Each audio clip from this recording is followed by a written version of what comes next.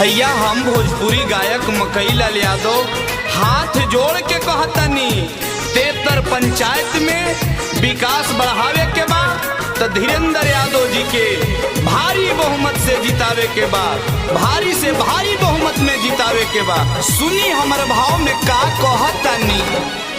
गरीबवन के शान हवे सबके पहचानवा, इन्हीं के मुखिया बनाई हा, इन्हीं के मुखिया बनाई हा। गरीबवन के शान हवे सबके पहचानवा, इन्हीं के मुखिया बनाई हा।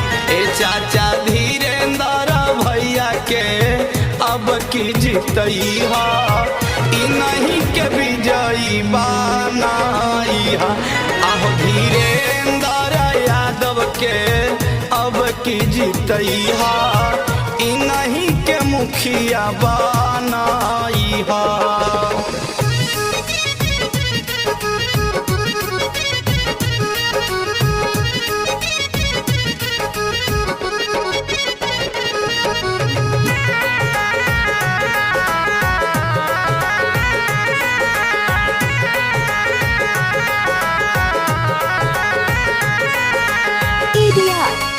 म्यूजिक स्टूडियो बेलागंज गया।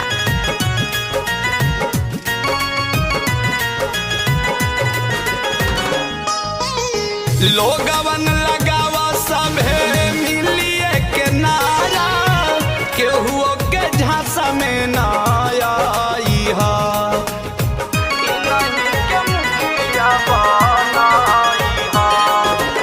लोगवन लगावा सभे मिलिए के नारा, केहू के झांसा में ना आई हा।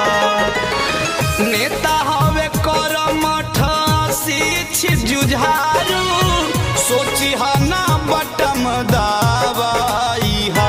चाचा धीरेन्द्र भैया के अब की जीतई हा, इन्हीं के विजयी बनाई हा। आहो धीरेन्द्र भैया के मुखिया बनई हा, इन्हीं के विजयी बनाई हा।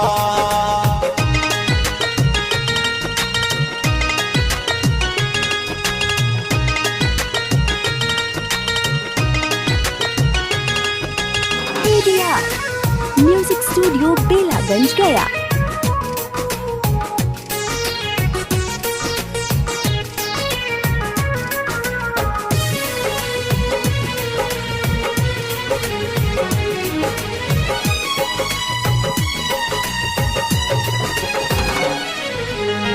तेतर पंचायत में होई विकास जी, कहतानी नहीं घबराई हा,